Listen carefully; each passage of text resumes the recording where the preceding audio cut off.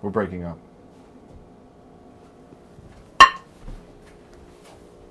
Not doing your fucking dishes anymore then.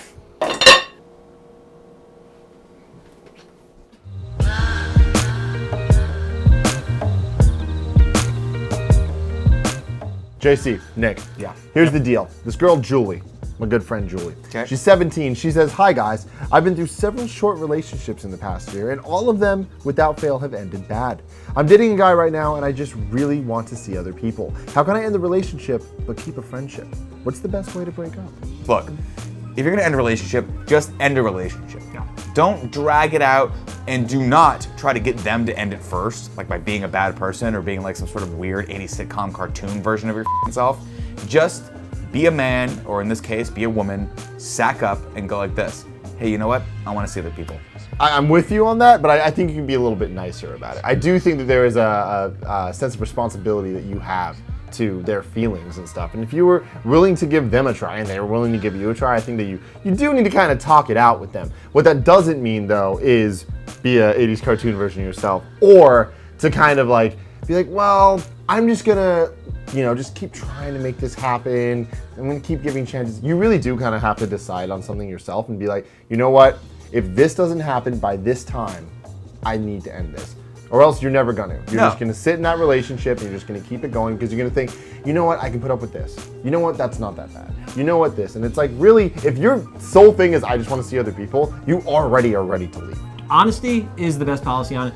And yes, take a little bit of time and make sure to not just break up with them in a conversation at Safeway, but also don't let it linger, because all that's going to happen is they're going to keep getting more and more and more attached to you, and that's going to make it even harder for when it actually does happen. Yeah, and it's going to be hard no matter what. Even if you don't, even if you want to break up, nobody wants to get rid of that. Nobody there's bad that comes with it no matter what. Even if it's a flawed relationship or whatever, like there's still some good there, and there's still gonna be some hurt and some pain, but you also do need to realize you're gonna hurt somebody. Breaking up never feels good when you're on the losing end of it.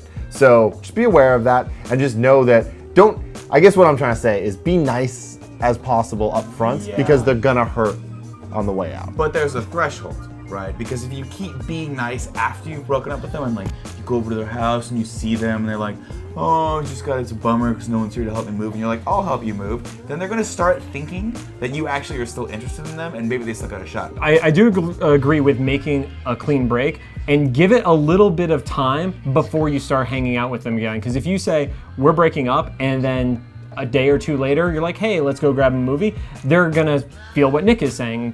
But you also want to save this friendship, and if you want to save the friendship, then give it a week or 2 weeks. Hang out once with a group of people, and then eventually you can work back into being a friend if that friendship was ever really there in the first place.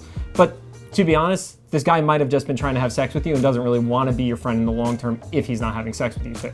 Don't fall into the booty call trap, because it's gonna happen. 6 months down the road, you're gonna be a little lonely because maybe that other relationship, the guy that throws the ball in football with the name the quarterback, it didn't work out. Okay? So guess what? You're gonna be like, I'm a little lonely, and Billy Bob McGillicuddy calls you up and you're like, we had a good time one time. Maybe I'll let Billy come over and right? Guess what? That's gonna cause more harm than good, believe it or not. So the most important thing here is, if you want to be friends with them after you break up, is your best friend is time. You gotta just wait that time, you gotta make things happen, it'll be great. JC, thank you very much for joining us. I'm trying to be the voice of reason, but now I'm starting to agree with Nick. It's somewhere between all of this, there's some sound advice, I'm sorry. Smart man. I don't know why you're coming to us for love and sex advice. Ladies and gentlemen, this has been Love and Sex Stuff. If after this video you still want more advice, then please go to kindoffunny.com/loveandsex, fill out the form, and we'll get right back to you. Also, make sure to subscribe to Kinda Funny, because that's how it gets fed to you. If you want this guy, you can follow him on Twitter at the John Carle, and go on youtube.com/ Whiskey and Waffles. And there's going to be a video with you guys. It's going to be great. I don't know which of these is getting posted, so I have no idea. Eventually links will go up places. Some Monday at 9 a.m. this will go up. Okay. But if you don't want either of those things, and what you really want is to bathe yourself in f***ing sex and beauty, you can go to kindoffunny.com/store and buy the Love and Sex t-shirt. It's gonna You're fit the only you, person that says it's / It's gonna fit you like an 80s glove with no fingers. We'll see you next week.